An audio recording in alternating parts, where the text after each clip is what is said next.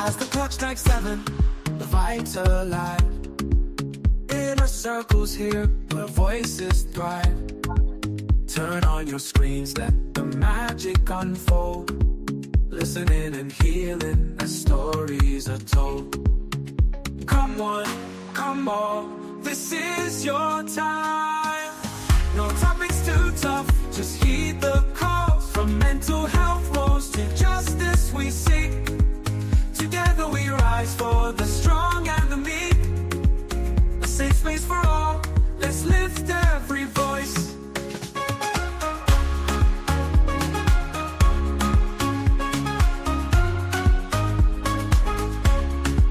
Inner Circle Podcast, where hearts unite. Sharing our truths, bringing hope to the light. Community strong whenever alone. Good afternoon, everyone. Welcome to the Inner Cycle Podcast, where we elevate voices, challenge perspectives, and empower our community with knowledge. I'm your host, Abe Kamara, and tonight, this afternoon, we are discussing the February Jobs Report. We have a special guest. Eric is with us here to dissect, the recent jobs report that just came out this morning. He works at the Fed. I will give you the opportunity here real quick to introduce himself. So you can contribute to this conversation by putting a comment in the chat or calling our number 817-600-1525. Eric, welcome to the show, and thanks so much for accepting our invitation. Can you tell our audience exactly, just introduce yourself and your background? Of course. Thanks, Abe, first of all, for having me here today. We very much appreciate every opportunity we have to talk to the public about what the Fed does, and talk a little bit about the work that we do. My name is Eric Garcia Luna. I'm a regional economist here at the Federal Reserve Bank of Minneapolis. The Federal Reserve Bank of Minneapolis is part of the Federal Reserve System, as probably your audience already knows. But for those that may need a refresher, the Federal Reserve is the central bank of the United States, and difference than other central banks. The Federal Reserve is divided into 12 districts, the ninth of which is the Federal Reserve Bank of Minneapolis. And believe it or not, we actually extend all the way to, we cover a large geography that extends all the way to Montana, to the west, and North Dakota, South Dakota, Minnesota, 26 counties in northwestern Wisconsin, and the Upper Peninsula of Michigan. So we have a large territory to cover. And a lot of what we do is follow the data that gets published, like today's employment report. But perhaps more importantly, we're also on the ground, traveling all that territory that I told you about. I actually just got back from Rapid City, South Dakota, where we get to hear what's happening in the community and what's happening on the ground. Besides the data, right? Like we can take data all day long. People tell us what they feel about the economy. So thank you for the opportunity. That's great. A lot of folks, don't know that, right? That the mission of the Fed, and what does the Fed, what does the Minneapolis Fed do, and the kind of a geography you guys cover. But we got into this jobs report. What stands out to you in today's jobs report? And are there any surprises compared to previous months? Well, let me just walk you through what's in the report. You probably already had a chance to take a look at it. So, but for your audience, the report, I think a lot of economists, and I will agree, are categorizing it as pretty solid, right? There are some signs of what economists like to refer to as softening. A little bit on the slower side. 151,000 jobs added is right along the average of the last 12 months. It's actually a little bit below the average. I believe the average was about 168,000 monthly jobs over the last 12 months, which is still pretty good, right? Like there aren't any signs of weakness. Healthcare jobs have been leading the way. There were about, if I'm not mistaken, let me take a look at my notes here. There were about 52,000 jobs over the month. Healthcare year over year has added somewhere north of the 600,000 jobs over the last 12 months. So that's an industry that continues to add. That's an industry where actually job openings continue to also be solid. Yeah. So I would say those are the positives. There was some actually increase in manufacturing jobs, about 10,000 jobs, construction jobs about 19,000. Okay. That's actually quite. I would say that's probably, if we were to talk about something that's surprising, that's probably where the surprises will be. Okay. Okay. And I will be cautious about how I say that, but Sure. there's a little bit of a surprise because with interest rates being still somewhat high, Yeah. those two industries you will expect to decelerate a little bit, and in consequence decelerate some of that employment. Sure. Uh, Sure. but that's a pretty solid.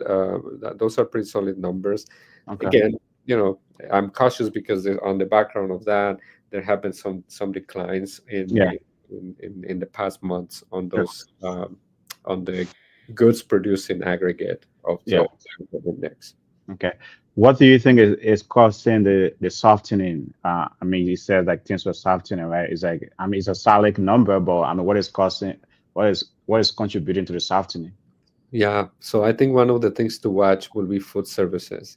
Food Food service. services, think about restaurants, right? Yeah. That's Yeah. where some of the losses in jobs where I think it is somewhere between 25, 27,000. I can't remember. Mhm. Take a Mhm. quick look here. Yeah. Yeah, I think it is 27,000 jobs Okay. in the restaurant industry. And when you think about the jobs that you might want to keep an eye on, right? Yeah.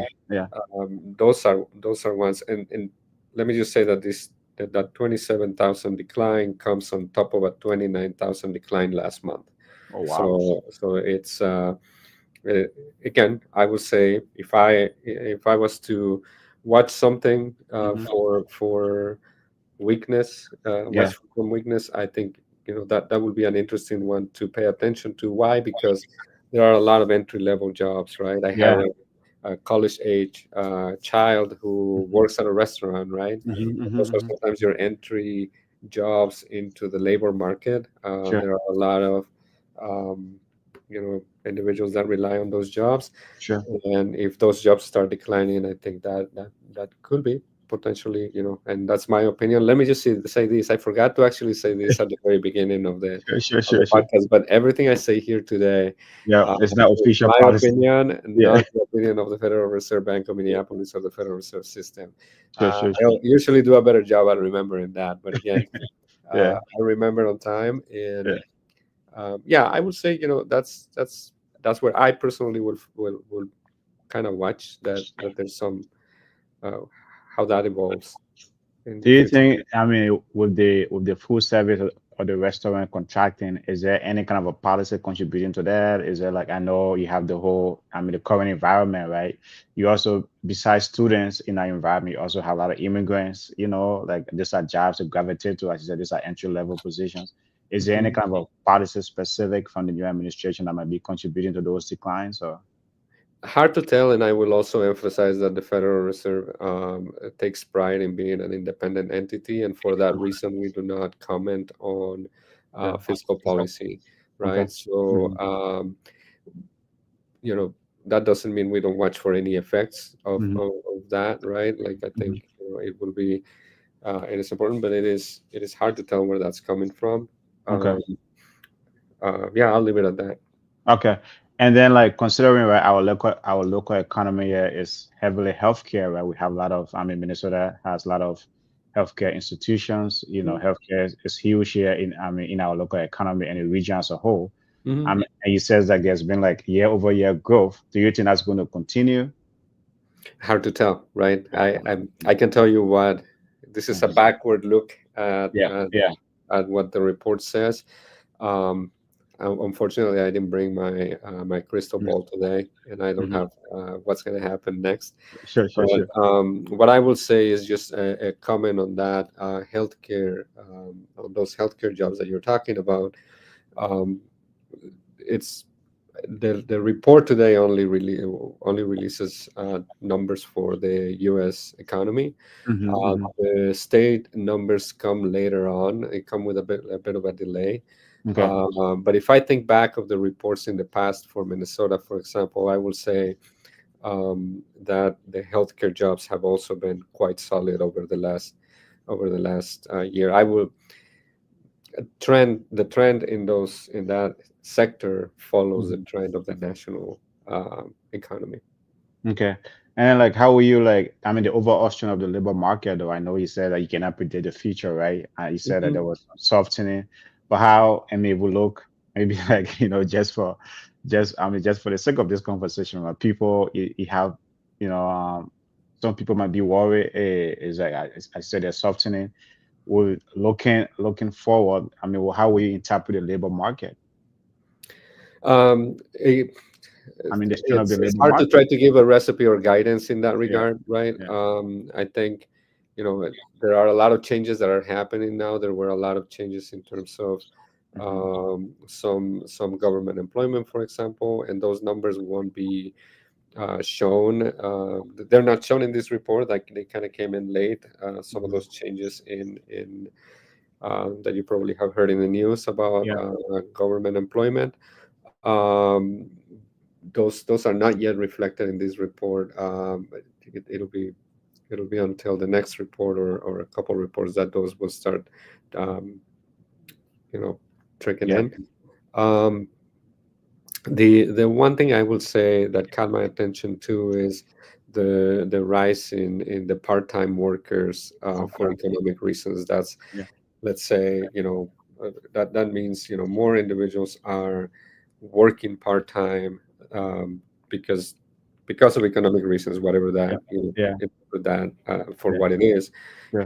And so that rise can tell you a couple things, right? There is a perhaps a reduction in the work week, so Okay. perhaps more employers are hiring uh, you know part-time workers. Hmm. So that those are two things that also kind of point um, to that weakness. The unemployment rate went up a little bit from Sure. 4.0% to 4.1, and that's still pretty solid, I would say, for an unemployment rate. It's still Hmm. low by Hmm. historical standards. The labor market, if you ask me, remains quite tight in some areas. I Yeah. mentioned that I just came back from, for example, from Rapid City, and there are other rural places that we've been to. Sure. Fargo, for example, Yeah. Fargo, North Dakota, they're still suffering from the effects of that low unemployment rate. Because what does that mean? If you have an unemployment rate that is that low and Yeah. you have a high number of job openings, you're going Hmm. to have less people that are available to take those jobs. Okay. So, I think areas like that are probably welcoming a little bit of that softening, because that Hmm. means more people will be applying for the jobs that they have open. Okay. Um, and that ranges from, I met with some manufacturers Sure. a couple of weeks ago. Restaurants are still hiring there, Yeah. so Yeah. they're looking for workers. So Yeah. it's going to vary Yeah. from where you're talking about. Hmm. Hmm. Even within the state, there is Yeah. some divergence Yeah. in how that's experienced. Sure. So for some, it may be good news Mm. that the labor market is finally softening in some areas. For other areas that have larger density, that might be a little more difficult. Yeah. I'm glad you brought that up, right? Like, I mean, in the overall region, I mean, what areas do you think are seeing the softening the most, and what areas still like, hey, man, we need workers, but we can't find them, and within the region, within the Federal Reserve region? Can you repeat that? I'm sorry, I missed that. So what areas in the region are experiencing softening, and other areas that say, hey, man, we have strong demand for workers, but we can find them? I mean, which areas in the region are experiencing those? Yeah, I think in balance, just Okay. generally speaking, I would say Hmm. the region is still experiencing a very solid labor market, right? There's a little Okay. bit of, again, of that softening, but Hmm. nothing to be too concerned about at the moment, right? I Okay. think that, Okay. and Okay. again, you have areas where that's still uh, the labor market is still tight. Okay. And then for the layman, right, who don't follow the financial news every day, who don't, follow these kind of numbers, well, what does a monthly job report means to them, right? Putting out these monthly number. What does it mean to the average person who doesn't follow financial news or things like that? What does the monthly report mean?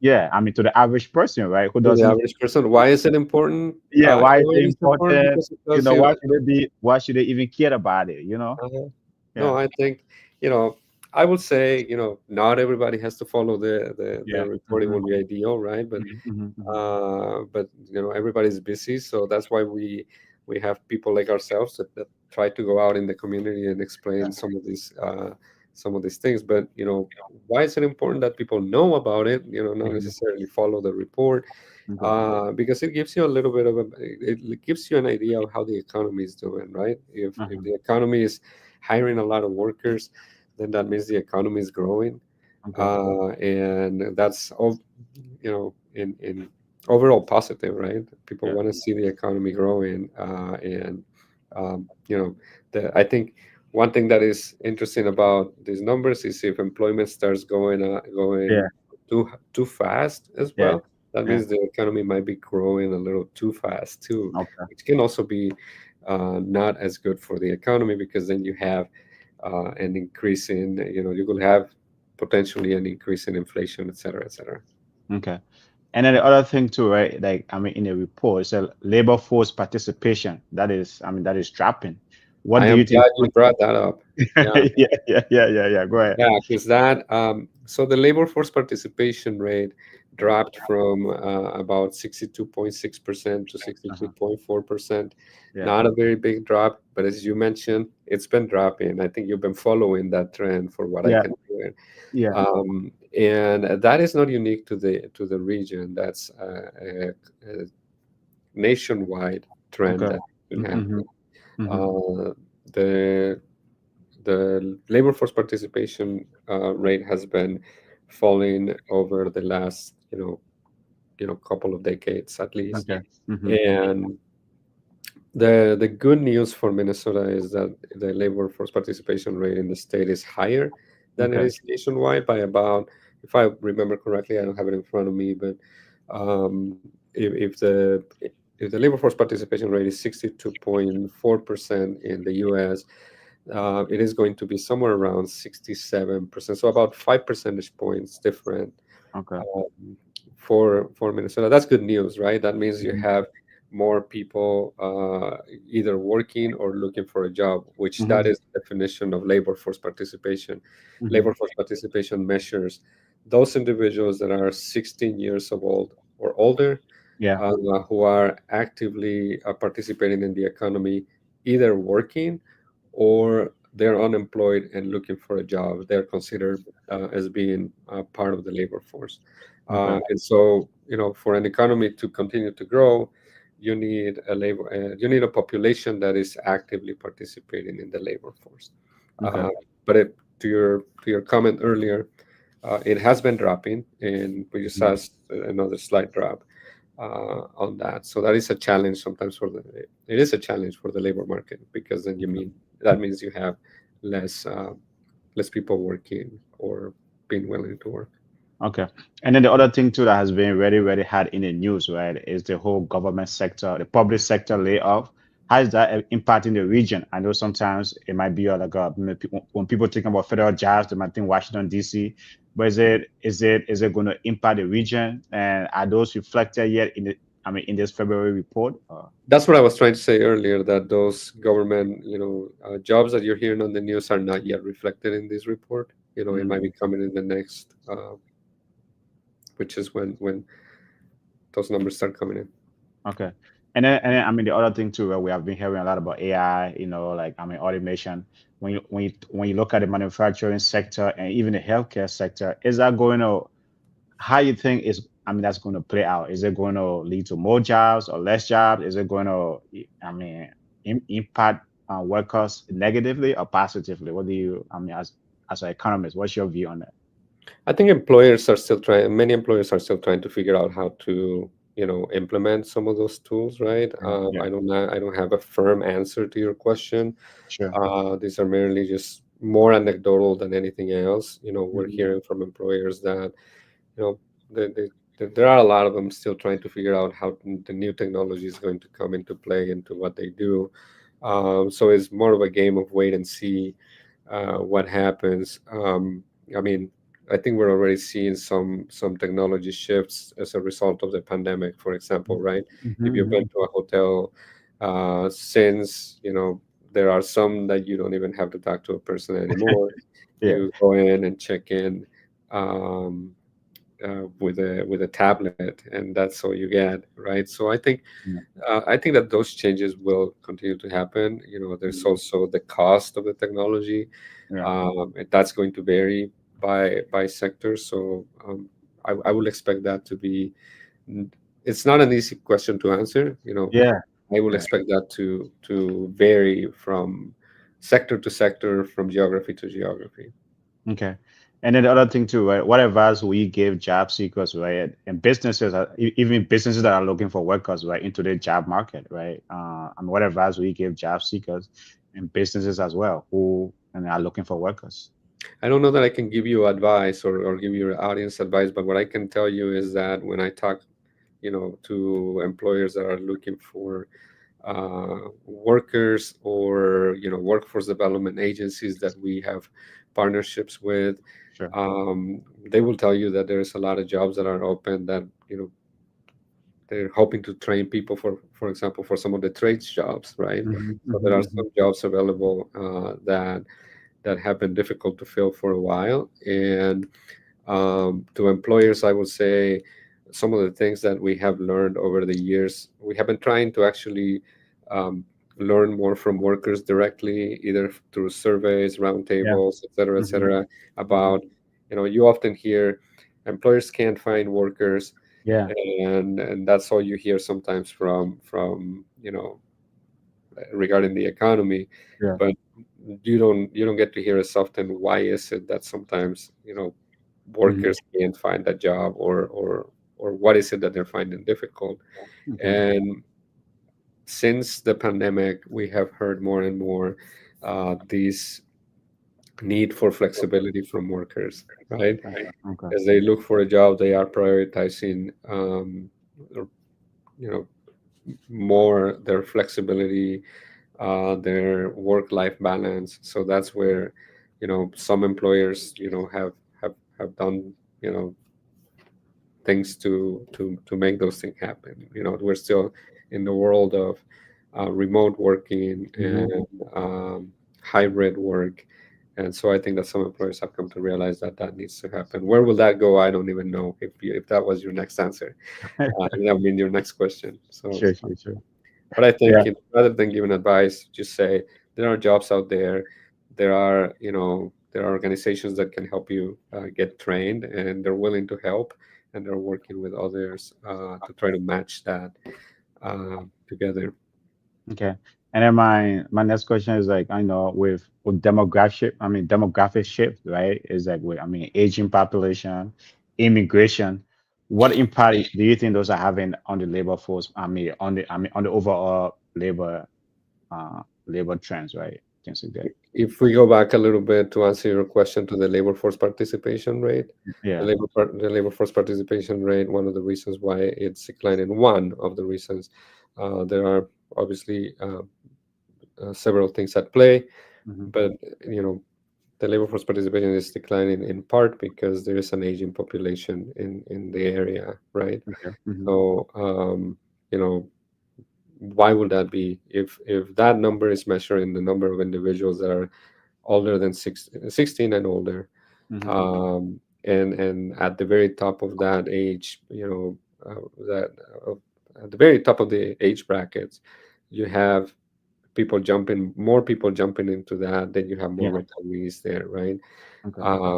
And then so that will make the labor force participation, again, the share of those individuals that Yeah. are out in the labor market, that will make it drop, right? So to answer the general question, Hmm. that now let me touch a little bit on the immigrant Hmm. population. And Yeah. so in the immigrant population, the labor force statistics refer to them as foreign born, right? Okay. Yeah. And when you look at the labor force participation of the foreign born, that is higher than the native born labor force participation. Okay. That could be easily, misinterpreted or very simplified as, well, you know, perhaps the native don't want to work. It's not the case, right? Like Oh, it is a little more complex than that, because if you have is- there are things like access to benefits. mm, Immigrants may not have that. yeah, There are things like uh, I will just make it very simple. sure. Immigrants, the majority of immigrants come into the country with the number one priority of working. Oh, So working, that yeah, willingness to participate in the labor force is already there. yeah. It's already part of it. In the case of the native, there may be other opportunities for, let's say, going to school, right? Hmm, hmm. They may have other activities that the native born, that the foreign born do not have. So because of a complex mix of issues, Hmm. the labor force participation among the foreign born has a tendency to ride higher than that of the the native born. An interesting thing that I will add to that is, if you take a look at, if you divide that labor force participation Yeah, among the foreign born between men and women, yeah. you have a lower labor force participation among foreign born women than you have Oh, of native born. So, in other words, native born women participate in the economy, in the labor market, more than the foreign born. That, however, has started to trend up. That okay, gap is starting to close. okay. So, in other words, more foreign born women are starting to be part of the labor force, which is a great thing, right? Yeah, And yeah. there are some education components that are Well, uh, yeah, okay, yeah. they're becoming more educated. They're able to participate in other jobs that in the past previous in previous years that wasn't perhaps the case. So that I thought it was interesting. Yeah, um, and men participate at somewhere around, and again, I don't have the numbers in front of me, but somewhere around the 80% sure, labor sure, force sure. participation rate. So that's pretty high. Yeah, I mean, right? You brought up an interesting dynamic, right? Because we often hear, oh, you have the native who don't want to work, their jobs, they don't want to take it. But I mean, the point you just brought about, like when immigrants or foreign born come here, their number one priority is to what? Is to work, right? To find jobs. So that's very, very interesting. But as we try to wrap up here, I know we've got a hard stop, exactly 30 minutes, top of the hour here. But as we try to wrap up, right? How resilient you think is the labor, I mean, is the labor market, is the US economy overall, and then the labor market, how resilient? I know it has been very resilient, right? Yeah, I hear people talking a lot about, oh, recession, recession, but it hasn't happened. Do you think, I mean, the US economy and the overall labor market, is that going to continue to be resilient? I don't know what's going to happen. I will tell Okay. you that much. If I knew, I would probably, I would probably not be here.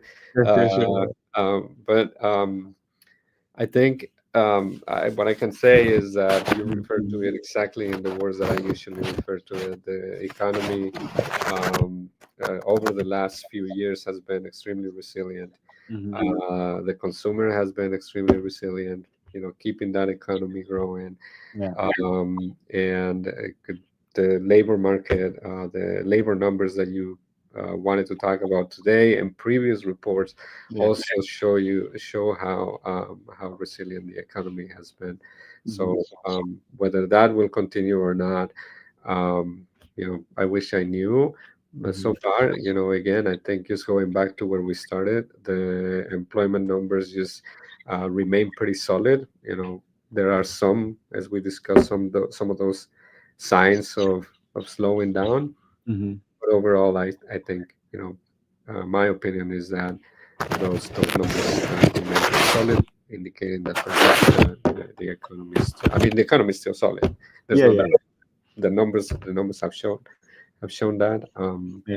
Fortunately, you'll have to invite someone else to tell you what is happening in the future, and hopefully, Yeah. you will invite me to do that, because I will No, not. no, no. Yeah, definitely, right. Is that is something we want you. That is something we want for our community. Like once a month, every Friday, once the reports come out. Because I said, right, to me personally, I feel they are very important, right? These reports, they predict.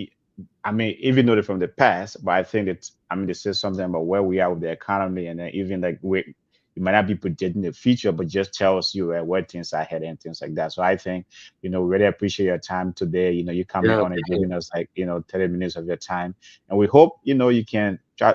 try to make this your home once a month, right? To come and educate us and see what these numbers are telling us. But as we wrap up here, right, what is it takeaway from the February jobs report? My last question to you: what is the takeaway that folks should know about? What is the takeaway? No, yeah. Takeaway of the report. Yeah. I will summarize it again. Solid report. A little bit on the soft side, but overall solid. Right. Well, thank you so much, Eric. We really appreciate your time, and hope, as I said, you can make this your home and keep try to educate us. So thank you so much. You have a good night. Thanks for the invitation. Have a good one. Yeah, you too. Bye.